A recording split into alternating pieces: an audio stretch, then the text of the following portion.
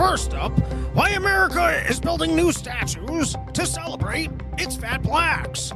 The statue, called Grounded in Stairs, raises awareness for those who can't walk them, while others point out that this statue gives many an opportunity to practice their arguing skills before traveling to Atlanta.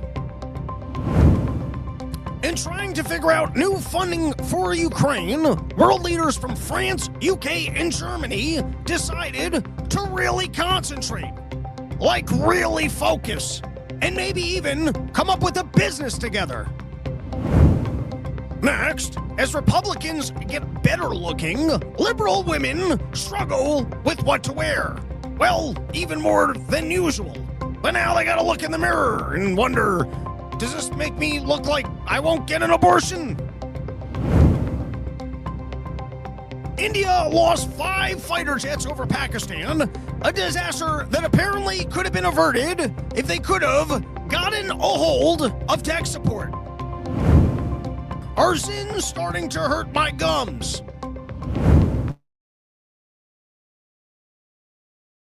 That took place in picking a new pope.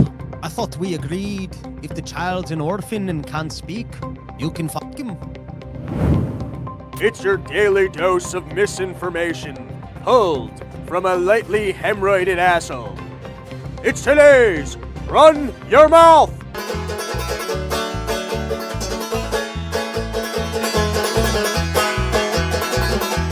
People try and tell you what you gotta do.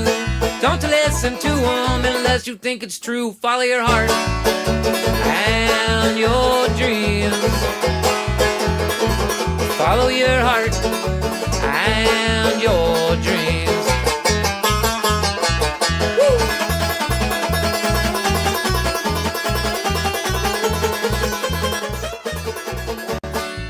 What is up, everybody? Welcome back to a brand new episode of the Run Your Mouth podcast. I'm out here with the boys. We're on a bit of a mission, just trying to fix the world's problems. Just sometimes, this is what Porch Tour is all about. It's about getting together with your pals, getting out into nature, which is just sometimes some guy's car park in the middle of Florida. But it's about reconnecting. It's about getting away from that computer screen. It's about getting away from sitting indoors. It's about clearing your head, sometimes taking some narcotics and seeing if you could come up with new solutions to problems that otherwise your vision was clouded. You couldn't quite see through. You knew that there must have been other options on the table. You knew that you were getting outclassed by Donald Trump, who's doing his Sudafed and his Diet Coke, and you guys sat around, you're like, maybe if we all put our heads together and tried to get ourselves onto Donald Trump's level, we can figure out this little funding problem. So anyways, it's nice to be out here in Columbia between porches, which, by the way, www.porchtour.com. We've got more porches coming up. Shout out to a Florida sponsor. Natalie Cusera from Capital Title Partners. If you're living out in the Florida area, you're buying a home, you want to make sure that you got your title insurance so that some scumbag doesn't just claim that they actually own your home. I think that's what title insurance is for. Go check out Natalie Cusera. I've got Matzo Balls in the chat letting me know that I believe I was just censored by YouTube. If you got more details on that, please let me know. It seemed to me like on the last podcast of the Run Your Mouth podcast on one of the YouTube channels, there were 0 comments on the entire show, which did make it seem like that perhaps I was more shadow banned than usual. And Matzo Balls, you seem to be the only person in the chat right now, which is odd. Usually we get a lot of traction. Usually we got all sorts of people, high-flying energy out here. So if for some reason someone wants to live report to me that we've got an issue with the YouTubes, let me know. All right, let's get into it. All right, but I was plugging Porch Tour. Nothing but plugs on this show these days, everybody. Next run of Porches is going to be out in Lorden, VA, which is just south of the Washington, D.C., Virginia Beach, and then Morristown, New Jersey. And then after that, I'm out. Austin's going to be a really big show. I think we're going to be doing a live pod with Scott Horton after that stand-up show. And then I've also got, I think it's Rockport, Texas. I keep forgetting the name of it, but that's a great time. It's got the best whiskey stash. You're going to see all of Porch Tour. If you're a rye whiskey guy, it's some of the most expensive and best bottles in the world. And I'll be in the corner eating some pretzels over drinking my share of whiskey. And they're typically there. So come hang out on that one. And we've got the fine folks of the Owen Glass Band. And then just a general porch tour announcement is that if you saw me last year, I'm doing all new jokes. So don't sit there and go, hey, I already heard this. He's doing, I'm hearing that a lot of other people, when they retour, they're doing new, I got all new stuff. We got a new 40 minutes. I'm not promising that it's all working, but every word of it is new.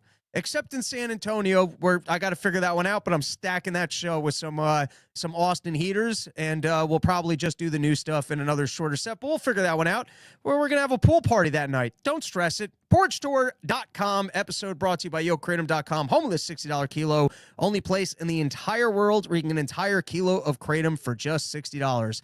And I like this one. Harry Bollocks letting me know that he was too drunk to remember last year. It's always new to me. You know, if everyone would drink as heavily as Harry Bollocks, then I wouldn't have to worry that much about making sure that I had enough new material to tour again. Because when 30 people buy tickets to see you in a backyard, you want to make sure that you're presenting the most professional operation. And Harry Bollocks letting me know that he's going to be in Myrtle Beach, doggy, which that show is actually being sponsored by the good people of YoKratom.com in conjunction with the Inlet Dispensary, and will actually be a free show.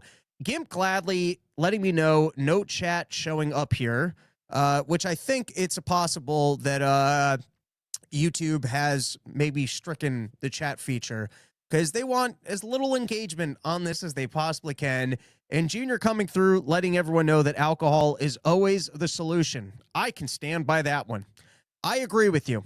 All right, let's talk a little bit of nonsense, and then let's do a quick scoop of some of the week's biggest news stories. And then I got double duty today because we'll have to end by 1 o'clock because I'm going to be live on Part of the Problem. Let's start with this, guys. You know, I travel, and sometimes I wonder if I should let you guys know about all the stupidity that I witness while traveling. And then every once in a while, you know, I do some porches, and people come up to me. They go, I travel all the time, and you're saving me because I notice all this chaos, and I don't even realize how much chaos I'm noticing. And then you help me articulate just how much everyone is messing with me. And what I've noticed is that there's just no reprieve from the retardation. It is constant. You think you're going to get a break? I had the other night, we had a great run of porches out in Texas. And sometimes it just amazes me that hotels will spend as much money as they do to build the same room hundreds and hundreds of times, the exact same room over and over and over. They will have hired their architects. They will have hired some women to decorate the room. They'll have entire teams figuring out what would be the comfortable hotel room that everyone will be able to sit in and be satisfied. And I was staying at some random Marriott. I like the Marriotts. The Marriotts, they're solid. And, you know, a big thing that I like in a room is a desk. I like being able to sit down and get work done in my hotel room. You give me a nice desk in a hotel room, I'm just as, I get just as much work done on the road as I would at home. It makes a big difference if you got a desk with a comfortable chair. If you're a person that actually likes getting work done, likes reading the news, being able to put together a podcast, it's nice when a room gives you a desk. So I give a lot of credit to the Marriotts that they put good desks in the hotel room. But they created a design. I should have taken a picture of this. Mental note, in the future, take a picture of this stuff. They've got new televisions on swivels. Have you guys seen swiveling hotel televisions? Because basically what they did is they sectioned this room by a desk and a partition with the couch against the wall, and then you've got two beds, and then you got the television in the equivalent spot of where the partition is on just enough of a swivel so that you couldn't watch the television either on the couch or if you were laying on one of the beds. Now, I'm not a big television watcher in hotel rooms. I've already complained about this. They ruined what used to be great. It used to be that you could go on cable and you could channel surf, but then they introduced a blink to the channel surfing where the information would load on the bottom of the screen before you would actually see what was on the screen. And that little of a blink, if you have ADD, just ruined the channel surfing experience. Because it used to be you would find two things that you liked at the same time and you'd have the last button. And so you could very easily flip between the two things that you were interested in. It would be like like The Godfather would be on AMC, and then like some trash, hey, is there a dead body in the storage unit would be on that channel, and the commercials would be pretty well aligned. And so you would do one run through, you'd find two things that you were interested in, you'd have the back button, and then anytime that the commercials didn't align would give you a chance to scan through the channels and see if there was something that you were more interested in that you could replace those two things. And I was a wizard at this. There's some people that are wizards with remotes. And the same way that when I was still eating cheese, I was a sandwich connoisseur and I could break down sandwiches for you. Let me tell you, of the skills that I acquired in a lifetime, in the good old days where you had a simple mechanical remote and you could channel surf a television, I was excellent. And I don't have a TV in my house. I would even get excited. If there was a television in a hotel, you'd be like, oh man, I can get back to my roots. I can just sit down here and I can channel surf. But they ruined that. And now every commercial is at the same time. They load the things up with too many commercials. They turned Lord of the Rings, a 3-hour movie, into a 19-hour movie. And so television, for the most part, is completely unwatchable. But with that said, if you're a person that wanted to watch television, God bless these new hotels that have figured out an arrangement where there is no angle within the room where you could comfortably watch the TV if you wanted to watch it. And so for that, I almost congratulate the decorate, design, research team, and everything else that happened at these corporations that you and I would never be able to get a job at. Oh my God, would I love if some random listener to the Run Your Mouth podcast is like, oh, I did the designs in those rooms. I'm going to assume that it's some lady that went to some, stupid college, and then daddy got her a job, and she always wanted to work in design and thought, how about a swiveling TV for both areas? And then they couldn't figure out the logistics on, and they're like, all right, no one even watches TV anyways. All right. I had one more random the travel thing that I wanted to talk about. What do you guys do with wet clothes when you travel? I'm genuinely curious. robsnewsroom@gmail.com, because I usually try and shove them in a side bag, in a Ziploc bag. And, I make it a point wherever I go, I try and catch a little of the local aesthetic. Sometimes that's wandering a downtown. Sometimes that's you're able to get on a mountain. Sometimes you like to get into the ocean. West Palm Beach, excellent beaches. Everywhere else, I don't know. I get in and I'm like, why am I in this? This is disgusting. All right, shut up, try and swim. And then, you get out and you're like, I don't know why people like the beaches so much. But every time I travel, I end up with wet clothes. And usually I go, hey, listen, this is 2 hours on the plane. It's in a side compartment. This is no big deal. And then it's always a week later, by the time you actually open up your bag, you're like, ah, fuck, there were wet clothes in here. And I've had plenty of times where I'm like, hey, I'm just going to leave the wet clothes behind. But then that becomes an expensive thing where every single time you're just abandoning the clothes. And listen, I wear cheap enough clothes that I could probably get away with that. Anyways, Delta, they still haven't returned my bag and it's filled with wet clothes. At what point can you be like, can I hold them responsible for the wet clothes in the bag? Is that a thing? Can you let them know, hey, you guys were supposed to return this on, all right, wait. One more comment on, every corporation in the history of ever, because listen, you know what? Maybe I'll teach classes for how to deal with customer service, because I'm unassertive as a human being. And I try and there's that little voice in my head that goes, just be cool, just be calm. And because I'm not, and I'm trying to overcompensate. And so, it's 4 days later, you're supposed to leave tomorrow. You still don't have your bag. And I got a perfect system for packing bags now, which is you never unpack. You just add to the bag. So I currently have the majority of my sheaths are in that bag, which, by the way, I just reordered, but we'll plug them later. It's too many plugs at the moment. We got to cover some news. I've got all, and I'm like, oh, if I don't have this bag tonight, I have a problem for travel tomorrow. So then you got to spend 35 minutes on the phone to finally get a hold of someone. They transfer to 9 departments. They're like, oh, yeah, it was scheduled for delivery yesterday, but your address didn't come up in the GPS. And you're like, that doesn't make sense. I mean, I get to can you read the address? Oh, yeah. You mean the exact address that I live at, that I get all of my mail to, that nobody's ever said doesn't show up in anything? Also, I take 45 flights a year, and I have to put in my address every time. You're telling me that you don't have my address on file anywhere? You're telling me that not one person couldn't go to Google, put the address in, and then have it pop up? It sounds to me like you just didn't deliver the bag. And the lady, and I didn't say it quite like that, but I just said, will you mind yeah, that's my accurate address. There's what clothes in there. And then she's like, all right, we'll actually take care of this. But they're very happy to call you up and go, hey, we just messed up and we're not going to take care of this, hoping that you'll go like, great, I didn't even care anyways. I was hoping to donate my clothes back to Delta.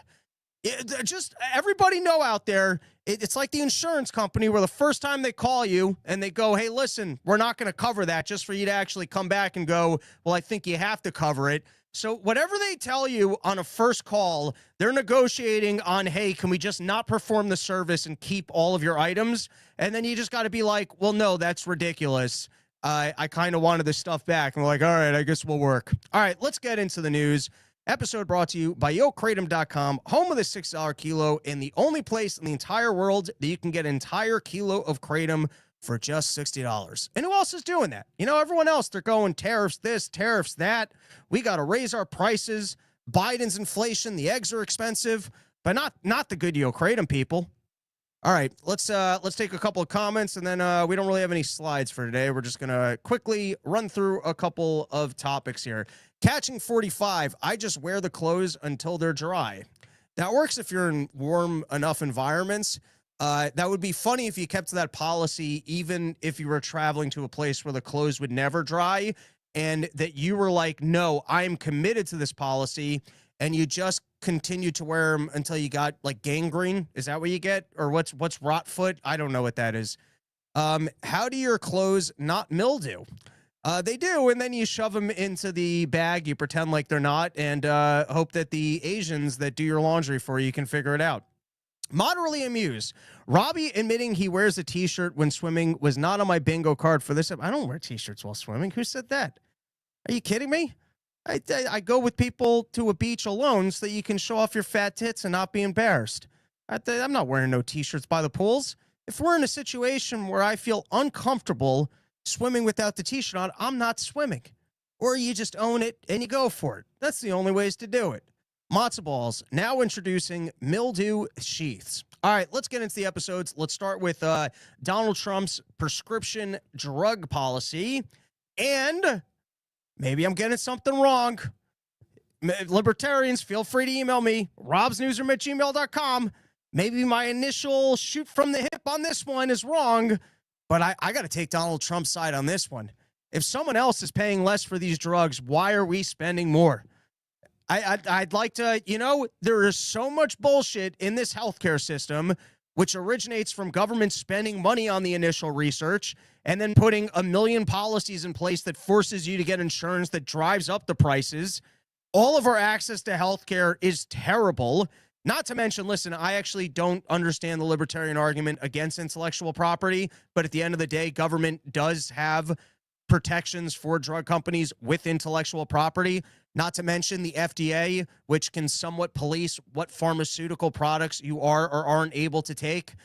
Who has access to the FDA to get their products approved while some other products just remain on shelves with no known beneficial whatever from human consumption? Well, why don't you run the study? Because there's a lot of people who are taking this thing all the time. Well, because you're not Pfizer. And then how often do they have a perfectly good drug that just sits on a shelf, and what they do is they make a small change to it so that all of a sudden it's no longer generic, and then they work out some racket with your doctor while he's prescribing to you the new shiny thing that's no different than the old thing. The old thing might have been better because you were running the human trial of people just ingesting it for longer. But no, we made one little change to this, and now we're no longer recommending the generic, which could do just as good of a job for you and possibly even be the better product. There's a lot of government protections in the system that are protecting these pharmaceutical profits, that are protecting the pharmaceutical industry. And to me, there's something about if you are selling these drugs for less money to someone else, why am I spending more on it? You've already let me know that that is the price of the drug. I used to work in marketing, and we would sell things to people, and you could only sell things for so little before it might get back to someone that you were spending more, and now you got to cut that guy's rate because you let them know that this is the act. No one likes spending more on things. Even people that like fancy stuff. If you like Rolexes and you like fancy stuff, and then you find out that someone can get those fancy stuff for less money, you're not happy that you spent more even when like the entire point of something is that there's a brand on it and it's just that you spent a lot of money to have that brand and showcase that you had the thing that was a lot of money, you'd like to spend the lesser price for it. There's no one that goes, hey, I want this Lamborghini, but charge me double than everyone else because then I have a $500,000. No, if you can get the $300,000 car for a $100,000 car, everyone likes a deal. And all I'm saying is if the pharmaceutical companies have worked out an arrangement where they can afford to sell the product for less money, why are we spending the more money? What is the system here that we're getting the prices jacked up when they can sell it for less? Why not just go for the less? And now they like to claim, well, it's the research and development that Americans have to spend top dollar on the product because unless we pay top dollar on the product, there aren't as much profits in the pharma game, and then there will be less incentive for them to go ahead and make these products. And I'm calling bullshit. I'm calling bullshit on the research and development side of this because one, I think the research side of it is somewhat socialized, and that I've heard, I didn't do a full investigation on this one, but I heard that government supports the initial research and then the drug companies come in later. So, you know, they've already worked out a deal where the research and development side of this stuff is somewhat socialized. And so, and also, even with the prices, I understand a free market would be better, but we don't have that anyways. And I think that there's enough money in curing diseases, and there's actually enough passion in that one that I don't believe that America being able to pay the same rate as somebody else now means that there will be no pharmaceutical profits and we're suddenly, and that the farm is just going to abandon making drugs. I don't believe that. And then you got the story, well, there could be rationing, and that would be interesting. That would be interesting if all of a sudden these pharmaceutical companies come around and go, all right, if we can't sell this for that amount of money, we're not going to be selling it. And then in which case, my guess is someone's going to come around and rip off their patents, and then you'll have government strong arm them, and there will be. And now, the other side of this, and once again, talking out of my ass, but that's what we do here sometimes. It seems that when Obama got healthcare passed for the entire country, he had to work out a deal with the insurance companies where he wanted to be able to turn around to the American people and go, listen, even if you have a pre-existing condition, you're going to be covered, which is no longer insurance. And so the insurance companies had to figure out, well, how can we make that work? And so what they did was they changed the enrollment time to just a brief window of time during the year. So you couldn't just purchase insurance whenever. And then the other thing they did was they got rid of the catastrophic care plans, which would force more healthy individuals to go ahead and purchase the insurance products so that they could continue to make sure that they had their profits. And I'm sure that there were other wonky things that were done in terms of capping competition or otherwise to make sure that they could make their money. And maybe we'll get Andy back on from Crowd Health and he can explain to us this racket. So who knows? Maybe behind the scenes, the pharmaceutical companies are actually going to cut a deal with Donald Trump and they'll make sure that they get this money in some other way. And listen, maybe I'm getting something wrong here in criticizing the mechanisms of the free market and drug companies just being able to charge whatever they want. But it seems to me that if they can charge less money to other people, I don't understand why we have to spend more. And Donald Trump stepping in and going, we are going to get whatever is the cheapest price you're giving to someone else, we're getting that also. Seems like a good play to me. Now, with all that said, because this is the problem with the grandiose of Donald Trump, where it gets hard to cover the follow all these storylines and to see what actually gets executed on. Apparently, he tried a similar thing with Medicare and Medicaid, and then it got shot down by the courts for some bullshit of not enough notice and that it's supposed to come through Congress and this, that, or the next thing. So we will see if it ends up coming to fruition. But from what I have heard of the prescription price drug plan, unlike the tariffs, which I shat on relentlessly, this one seems to make sense to me. All right, let's take a couple of comments here. Moderately amused. I've been railing on libertarians that think pharma is a free market. Thank you for articulating this better than I can. You got it. Junior, we spend more to support our beloved pharmaceutical companies. Mr. Miles, never check in a bag. Just go to Goodwill, buy new pants and shirts, pack your sheets and your toiletries and your carry, and just donate the ones back to the Goodwill. Think of it like renting clothes. That's too much. Then I don't always have a car. Then you got to take a car. You got to waste the time at the Goodwill. I get free bags with Delta. I just shove in more than I need on every trip. I've got it down to a science. And then you also got to wear some dead guy's clothes. So I'm not a fan of that one. Matzo balls, man, Robbie, what's the world in America going to look like when we stop subsidizing the health and defense of other countries and start taking care of our own? That's what I'm talking about. Why do we have to spend more if Europe's paying less? That feels like I'm getting ripped off by the corporation. And when the corporation makes all of the pricing public enough for me to know, hey, these other people are getting the exact same medication for less money, the fact that someone hasn't stepped in sooner and going, no, I'm not spending more money on this. Brandon Hall, the U.S. taxpayer has funded every new drug in the last decade, and then they charge us X times as much as other countries. That's what I'm saying. All right, seems like we're all in agreement of that it is total bullshit. All right, short one. The church, they picked a new pope. Everyone's all excited that you got this new American pope.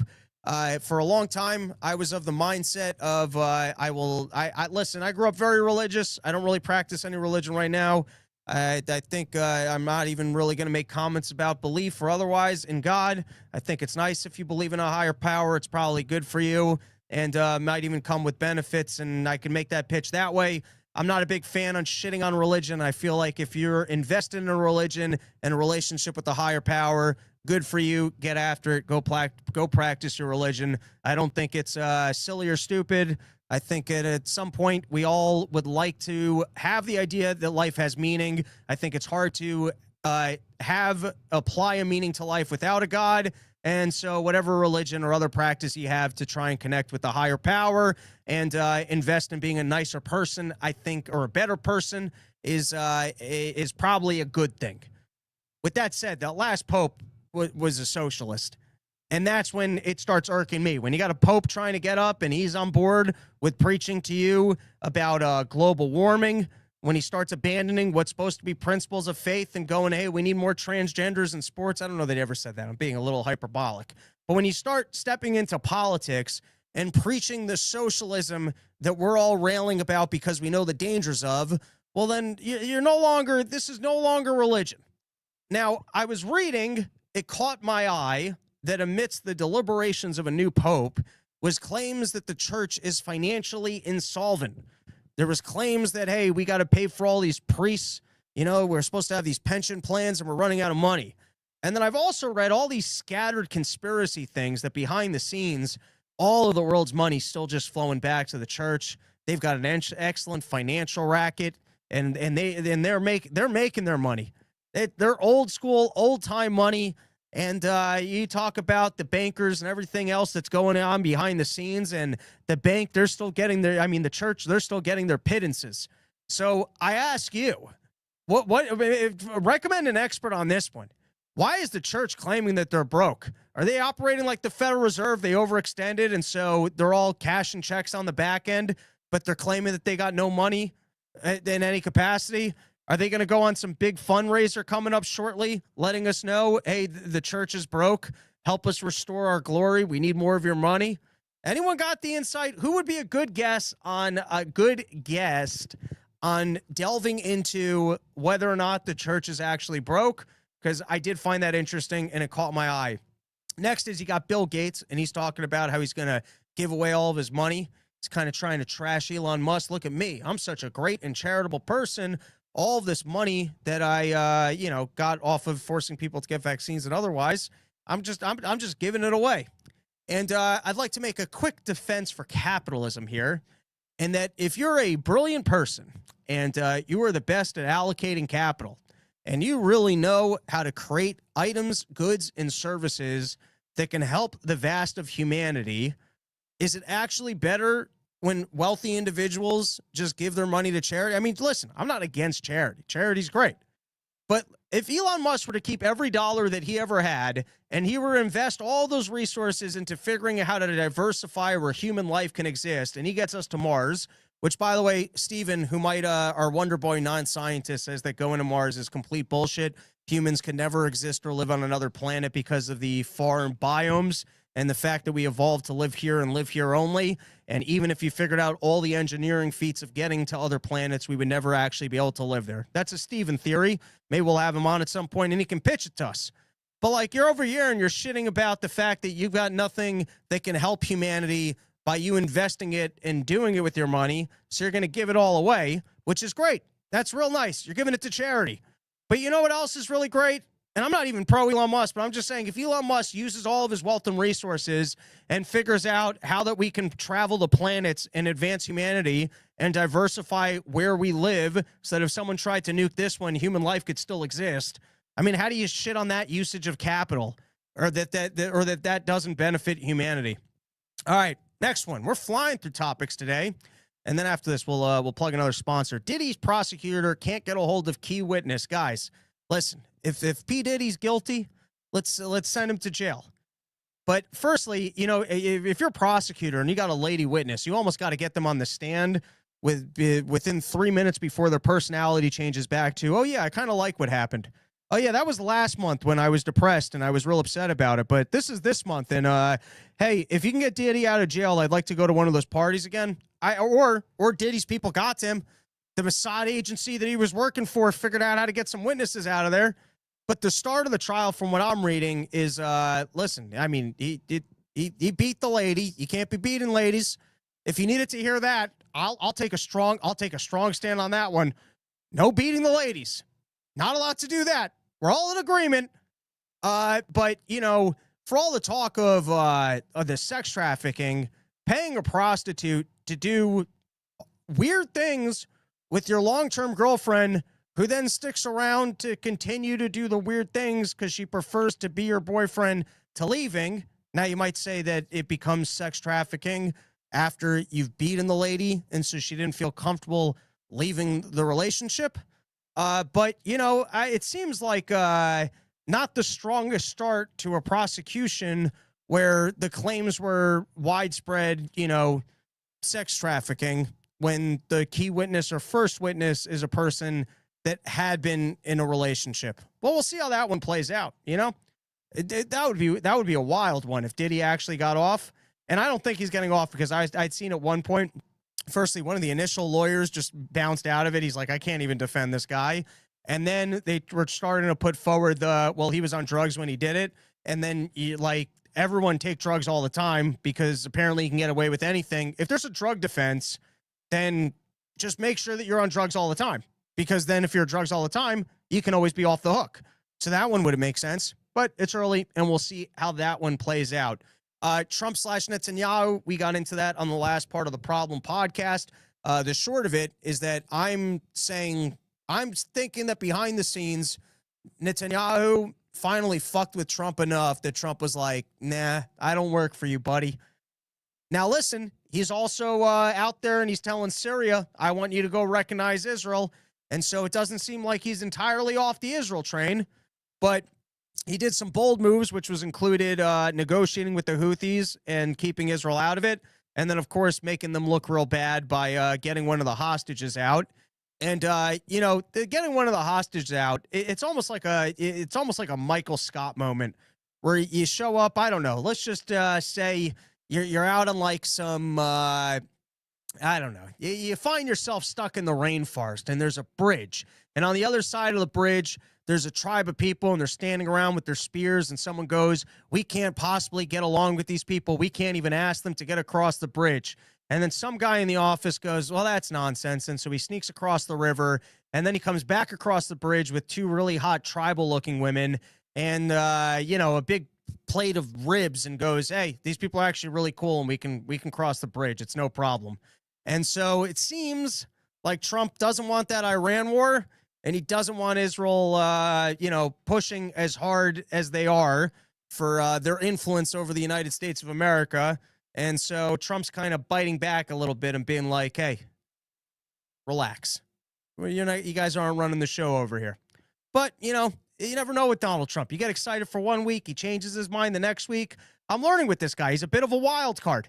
It's like that Charlie Day episode of It's Always Sunny, where he's the wild card character. He's a bit of a wild card character. And I know some of you guys out there, you're Trump loyalists, and whatever he did at any point in time, even if it conflicts with something he did at a different point in time, at the time that he did it, it was right because it's what he did. And so, you know, if 90-day pause on bringing back your factory jobs at only a 30% tariff level, then that was the right move because Trump did it now. It might not be consistent with getting you more factory jobs, but if he did it, that's the right move now. And if he does something different in 90 days from now, then that would be the right thing because that's what Trump did. And you can't criticize Trump because whatever he's doing, even if it's inconsistent, it's perfect at the exact time that he did it. But the point I'm just making is wild card, where you don't put too much stock into anything. You'll have good days, you'll have bad days. You'll have things that make no sense. You'll have things that you think are brilliant. It's wild card energy. And sure, you can celebrate the wins and try and ignore the losses, or you can go across the board. It was all brilliant, but you just don't see the brilliance of it. But I'm just calling it. It's wild card energy. And maybe on everything, just give it a month and seeing if he still wants to continue doing it, because there is the ADD of he just forgets and moves on. All right, next up, end of the Donald Trump trade wars. Which, anyone know? Anyone know what the plan is? Anyone know? Because everyone's so much happier, in a better place. Everyone loves that we did the trade wars. I got concessions. You're going to have jobs. China's going to be open. It's all perfect. The stock market's never going to go higher. As high it is now, buy, because it's going to be even higher. You're all going to have a job that you want. I fixed it. Well, for 90 days, and then we'll reconvene. I don't know. Everyone came to the table. Everyone gave concessions, flat 10% across the board, except for China, which is at 30%. And will be walked back for 90 days. And I guess we'll find out in 90 days if he wants to re-pursue an aggressive tariff policy with China, or if he wants to keep it at 30%, which, I know you Trump loyalists say 30%. That's the perfect level for all these manufacturing and factory jobs. We can listen. Trading with China was horrible because we can't compete with them, and the wages that they pay over there and their environmental standards. But we need tariffs because that's the only way that we'll actually have jobs here. But apparently 30%, even though that doesn't cover the wage gap in any capacity, nor does it change sending jobs to Vietnam, which is cheaper, or, the fact that, a lot of these jobs can be automated anyways. For you guys, it's a perfect level because that's what Trump did. So he's perfect. We'll see how it all plays out. Is Trump just walking back the tariff policy? Was it a 1 month thing? Did he get spooked by the movements in the bond markets? Is he trying to pull out of it before the midterms and before, things start getting priced in of the time period for which there were higher tariffs? Were they actually forecasting for empty shelves? I don't know. A lot of claims that we haven't actually seen the hiccup in prices from tariffs, and it's coming down the line. And so Trump was preempting the entire marketplace being pissed at him by getting rid of the tariffs, so that when it comes back around, he goes, I understand, but I already solved it, and you're going to have a job. You'll be able to afford it, and prices are coming down. But like I said, wild card. I think anyone that's telling you that they absolutely understand it, they know what he did, they know where he's going, I'm going to say that person's probably lying. All right, let's take a couple of comments, do a plug, and cover the rest of my topics here. Moderately amused. There was a documentary that shows how humans can survive on Mars. It's called Biodome and stars legendary actors Pauly Shore and Stephen Baldwin. There you go. I'm sure that it was quite scientifically accurate. Catching 45, Trump type of guy to cut the brake lines to make the car go faster. Adam Sutton, your and Dave's on trunk are so ridiculous. Do you guys not pay attention? First term, so ungrateful. What am I so ungrateful for in the first term? COVID? What was so remarkable about the first term? When he claimed he won the presidency and never actually proved it? When he lost the first 2 years of his presidency because he couldn't get better cabinet picks around him, and he fell victim to the media yelling at him that he was a Trump and Russian asset? Adam Sutton, look up what China tariffs were before the deal. So are you already walking back your first comment of me being ungrateful for the first term? And do you actually have a point there? What is the point that you're trying to make? Look up what China's tariffs were before the deal. You mean before the current deal, or before when Trump enacted tariffs on them and then they had retribution tariffs? Are you trying to say that Trump's actions has opened up the market for Americans to import to China? And so please let me know, what specific actions has Donald Trump taken to open up the Chinese? I know he's claiming it, But has he given any specifics on concessions from China or the market being more open? Are tariffs down in China from before the tariff war? Adam Sutton, this is the problem when people just talk into mics and don't build anything. You mean people that specialize in trying to research these topics and actually having an informed opinion? That's the problem. When people actually take some time to think about these things, then they must be wrong because they don't have the informed, they don't have the lived experience of working with their hands. And so they couldn't possibly understand the economics or the dynamics of anything, or figuring out whether or not Donald Trump has actually put forward a cohesive plan because they haven't worked with their hands. Thank you, Adam Sutton. Really informed stuff in the chat from Adam Sutton. All right, and let's take a moment to plug a sponsor, sheathunderwear.com. Guys, I got some good news for you. I had to restock on my sheaths, and I went to their website, and I don't know. Hopefully Bobby the Bank doesn't listen to this ad, because you're able to double discount over there. And that what I did was he had combo packs. I think I got a combo pack, the 3 of the super high quality bamboos, and then a 3-pack of the regulars. And they're already discounted if they're packaged together like that. And then on top of that, I threw in my Run Your Mouth promo code for 20% off. And I think I got maybe 8 pairs of sheaths, 6 pairs of sheath. Maybe it was like $180 or something. And that's all the sheaths you need. That's a week worth of sheaths. If you're doing your laundry regularly, that's all the sheaths that you need. And so I have restocked for summer porch store. I realized that my sheath, my lost some sheath underwears through the travels. Maybe I left some wet ones behind because I thought he was just going to send me more and more. And he stopped sending the supply package. I stopped hitting him up for it. But anyways, I knew that I needed some new sheets. I went to the website. I placed an order. And let me tell you, if you buy those combo packs and you throw in my promo code, that is a steal. So before Bobby the Bank realizes that you're able to double discount over there, I recommend going to sheath.com, use promo code RYM, and you'll get yourself 20% off the greatest underwear that's ever graced the balls of man. I'm a big fan of the sheath underwear, and that's why actually I just restocked myself. All right, let's continue with our next thing that I got on this. Trump airplane story. I don't really care either way. Well, you guys have a hot take. I feel like these are just like the nonsense stories where there's just more important things. I think our country spends enough money on things that it's a better look for the country for us to have paid our own money for Air Force One. I'm almost surprised that there also aren't security concerns about an airplane that the president's going to ride in initially just coming from another country. But I also guess if you hand the plane over to the military to then actually put together and inspect, maybe it's not that big of a deal. I would just think that the optics are better on, hey, our country can afford an airplane for the president of the United States of America, and the security concerns of it coming from another person would just have us building our own planes. I think Donald Trump is more of the mindset of, no, this shows the power of the United States government, that other countries just want to give us really free and cool and awesome shit because they're all celebrating how wonderful I am. I don't think that this needs more of a conversation than this. I think it's more preferable with all the money we spend for our government to purchase the president's plane. But if Donald Trump wants to take it as a gift from another country, I don't think that it's horrible bribery. And I think there's more of a storyline that it goes to his library afterwards, so that he'll be able to continue to use it. And you got all these scattered storylines about how, he's cutting $1 trillion in deals in Saudi Arabia, but it's not for mom and pop shops. It's for the military industrial complex and a lot of other people that might have gotten that money anyways. But Donald Trump gets to go over there. He gets to have his fancy meetings.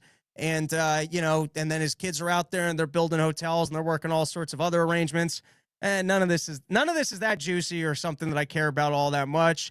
Let's go after the Bidens for whatever was going on in the Ukraines. And I don't think that's inconsistent.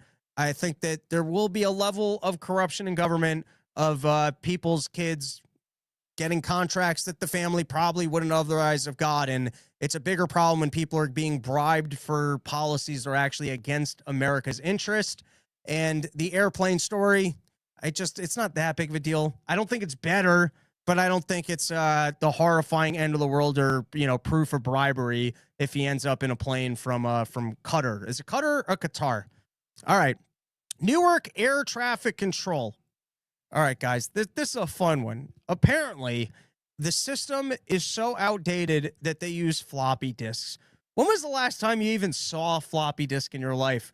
When was the last time, what age were you when you last had to save a file or download a file or even had a computer that had a floppy disk compartment in it?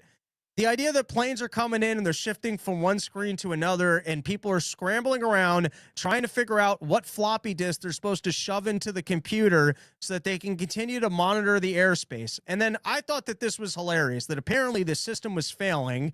And so the employees that work there were so stressed out by the system failing, they then decided that they needed time off to decompress from the stress of their jobs. And there's just something funny about there being a problem at your job and then you just being allowed to leave while there's a problem. Usually when you're at a job and the going gets tough, you either have to be a quitter and quit and go, I don't want to be a part of this anymore, or you got to be a bit of a team player and go, oh, things are real stressful at the office right now. I don't think I can be taking this vacation. Or I don't think I actually need to be showing up for longer hours because we're having some problems at work. But then I realized, if you're stuck in a job where you got to throw floppy disk into things and you're responsible for people's lives and you don't think that the system is safe for working, I mean, I think that's a quit situation. I think that's more of a quit than I got to take a break situation. But I can understand being like, I actually think someone's going to die and I don't want to be in the control tower while it happens. I don't want to be pretending like this is a working system over here because clearly this is a flawed system and I don't want to be sitting here while planes start exploding. And now I think, if anything, this is a good, juicy story, and maybe we'll get an expert down the line who can actually explain to us all the details, but talk about government versus the free market. That, the airplane, they got pilots, they've got planes, they seem to know how to take off, they seem to know how to land. And for some reason, they don't build their own control towers for, figuring out who does and doesn't take off at the airport at what juncture in time. The government decided that they wanted to be in on that business.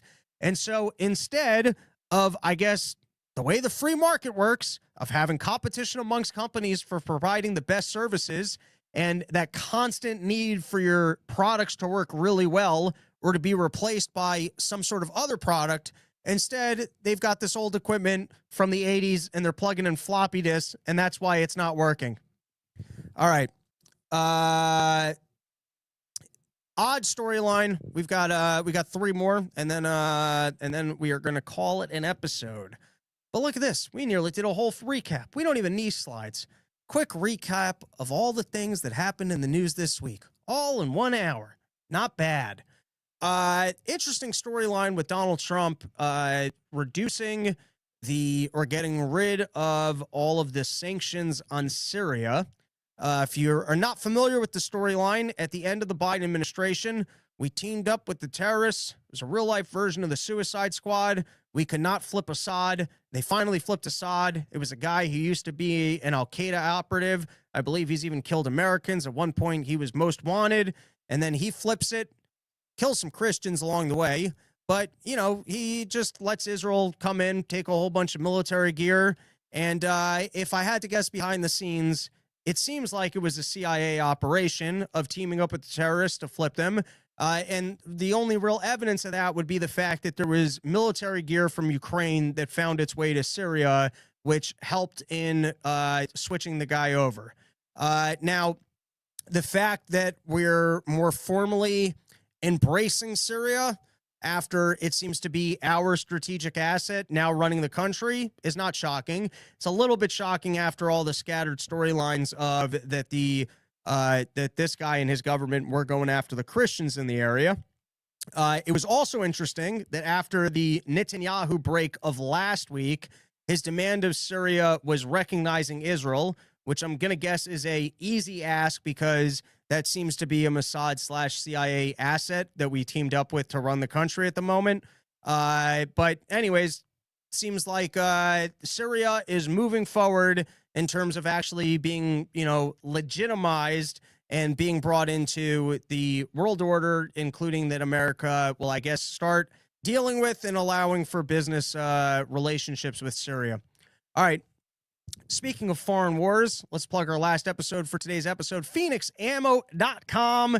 I know you guys are all out there. I know you guys all have all sorts of guns. I know you guys are ready to go, and you want to be able to go out to the range. You want to be able to, do some target practice. You want to make sure that you're fully loaded in case Sasquatch tries to invade your home. And this is your opportunity to actually have used that AR-15 that you've been practicing all the time to go Bigfoot. You ain't going to come into my house and steal my shit. So anyways, if you're looking to make sure that you've got all the ammunitions that you need, you're living in states where you're allowed to do this or over the age that you're responsible, and anything else that should exist as a legal disclaimer, go to PhoenixAmmo.com. Get yourself a bag of high-quality bullets and know that you're buying from a company that would not sell to the United States government. All right, last two topics for today. This one is interesting, and I don't have much on it, but it's worth taking note of. Before Donald Trump was told that he was not allowed to export Venezuelans because they cannot be considered enemies, someone needs to actually declare war on the United States government in order for people to qualify for the Alien Enemies Act, which is something that was used last during World War II to intern the Japanese. There was also a legal claim from the lawyers that brought it that when it was last enacted, those people were even given an opportunity to self-deport. And now you've got a new judge, because it was struck down. You've got a new judge that has put it in place and said that if the administration deems someone to be, I think it has to be in a gang from Venezuela, then they don't need more, and there doesn't need to be due process to declare the person. The administration can just make that judgment, and then they can be treated as foreign enemies. That's the newest court case. I'll be a little bit surprised if the next court doesn't overturn that one, but that's where we're at with that. All right, and then last one is Witkoff getting back this American hostage, or maybe better, maybe prisoner. It doesn't matter the semantics. They got an American back, and definitely made Israel look bad in the process. And I would love it if we could actually get more of the storyline here of who Witkoff was talking to. Apparently, he was a lawyer through the back channels. But, I'd love to hear just the extent by which, Hamas is actually willing to negotiate. For all this, they don't care about the people and they just want to use the people as human shields. Are they really just interested in having foreign aid come in and having a ceasefire so that they can get more goods for themselves and rearm? Is that the argument against what's going on here? But I'd love more of the details of the back channel negotiations, how they managed to get this done, and if perhaps, Witkoff and his team could actually get back all of the hostages. All right, that is the end of today's episode. We'll be back probably next week with another episode. And, of course, go to porchtour.com, and you guys can, come hang out on some porches. All right, let's take some comments. Let's see what's going on in the comments. Wait, Rob, are you telling me they're running airspace control off the Oregon Trail? Yeah, that's true. John Popick, the last time I saw a floppy distance grade 8. Matzo balls. Wait, Rob, are you telling me? Oh, I already read that. John Popick, my parents had the old school, really thin black floppy disks for our really old computer from the 80s/90s. Brandon Hall, Adam, you aren't that guy. If you want to talk about something, bring up factual information. You just sound insane, buddy. All right. I don't know. I'm going to assume Mr. Brandon's taking my side on that one. Nikki D, Dem operatives sabotaging FAA so they can say Trump cutting FAA boom. They'll do anything. That'd be quite the scandal if they could actually, because let me tell you, that is what doomed, what's his name? The big fat guy from New Jersey. I sat when he shut down the George Washington Bridge. I don't even remember what had happened, but he was trying to get some mayor unelected. And so he fabricated some problem with the George Washington Bridge, and the newspaper articles, they creamed him on that one because someone actually did die waiting for an ambulance. And I sat in that traffic jam. You had never seen anything like it in your entire life. I spent like 7 hours getting into New York City, or 4 hours. It finally got off the highway, and every box in New York City was just gridded to a halt because of all the people that were trying to turn, and there was nowhere for them to go. It was a nightmare. And if that turns out to be true, that the Democrats are purposely undermining Donald Trump and creating havoc at the airports to make him look bad, let me tell you, that ruined Chris Christie. And if that storyline actually gets out there, there will be hell to pay. Nikki D. I already read that. Jake Moore. I build plane parts for a living. I don't fly for a couple of reasons, mostly seeing the other people that I see work near me. Yeah, I've said that about the bathroom doors on the new planes, that the latches don't work. And that's the only piece of equipment that I interact with on the entire plane. And so if that piece of equipment doesn't work very well, imagine how many other problems there are. But since I have to fly all the time, I will ignore that I just read that, and I will just pretend like planes are safe because I don't know what other option I have. John Popek. Trump going over to the Middle East and talking to the leaders is fantastic. Hopefully he sticks to his guns and stops subsidizing Israel. I'm okay with that. Adam Sutton's back. I'm not what guy, Brandon. I run a manufacturing firm. The takes on tariffs and Trump's efforts are wildly off base. Once again, no specific, though. Just a bold claim that because of your lived experience, you know better, and I'm just wrong. Wonderful. Catching 45, Chris O'Christie. That's a good nickname. That is our episode. Thanks for hanging out. Back shortly with a new episode. Porchstore.com. Thanks to the sponsors, YoKratom.com, Phoenix Ammo, Sheath Underwear. I just loaded up myself. Go get on that double discount while you can. Later, boys. It's been a pleasure.